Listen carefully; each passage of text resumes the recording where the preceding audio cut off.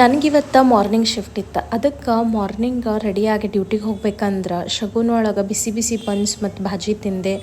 ಅಷ್ಟರೊಳಗೆ ನಮ್ಮ VIP guest ಬಂದ್ರೆ ಅವ್ರಿಗೂ ಬನ್ಸ್ ಬೇಕಂದ್ರು. ಅದಕ್ಕೆ ತಿನ್ಲಿ ಅಂತ ಹೇಳಿ ಅದಕ್ಕೂ ಒಂದು ಬನ್ಸ್ ತಿನ್ನಿಸಿದೆ. ಇನ್ನು ಹೆಂಗಿರ್ತಾವಂದ್ರೆ ನಾ ಸ್ಟಾರ್ಟಿಂಗ್ ಏವಿಯೇಷನ್ ಜಾಯ್ನ್ ಆದಾಗ ಬೆಂಗಳೂರೊಳಗೆ ಈ ಎಲಿವೇಟರ್ ಹತ್ತುದಂದ್ರೆ ನಂಗೆ ಹೆದರಿಕೆ ಬರ್ತಿತ್ರಿ. ಅದಕ್ಕೆ ನನ್ನ ಫ್ರೆಂಡ್ಸ್ ನನಗೆ ಎಲಿವೇಟರ್ ಹತ್ತಬೇಕಂದ್ರೆ ಕೈ ಹಿಡ್ಕೊಂಡು ಹತ್ತೋದು, ಕೈ ಹಿಡ್ಕೊಂಡು ಇಳಿಯೋದು ಮಾಡ್ತಿದ್ರು ಪಾಪ.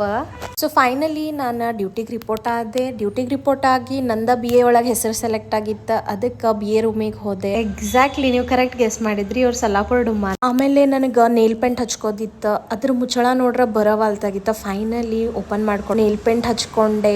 ಹಿಂಗಿತ್ತು ನೋಡ್ರಿ ನನ್ನ ನೇಲ್ ಪೇಂಟ್. ಅಷ್ಟರಾಗ ಟೈಮ್ ಆಗಿತ್ತು ಫ್ಲೈಟ್ ಬರೋದು. ಅದಕ್ಕೆ ರ್ಯಾಮ್ ಜಾಕೆಟ್ ಹಾಕ್ಕೊಂಡು ಏರ್ ಸೈಡ್ ಹೋಗಿ ನನ್ನ ಕೆಲಸನ ಎಲ್ಲ ಮಾಡಿದೆ.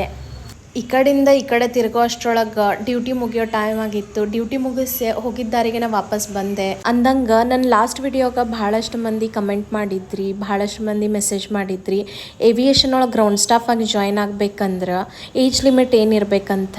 ಸೊ ಮಿನಿಮಮ್ ಇರ್ಬೇಕು 18, ಆಮೇಲೆ ಮ್ಯಾಕ್ಸಿಮಮ್ ಇರ್ಬೇಕು 26. ನಿಮ್ಮ ಮೆಸೇಜಿಗೆಲ್ಲನೂ ನಾನು ನೆಕ್ಸ್ಟ್ ಬರೋ ವಿಡಿಯೋಸ್ದಾಗ ಡೌಟ್ಸ್ ಕ್ಲಿಯರ್ ಮಾಡ್ತೀನಿ. ಸೊ ಇವತ್ತಿಗೆ ಇಷ್ಟ. Thank you, bye bye.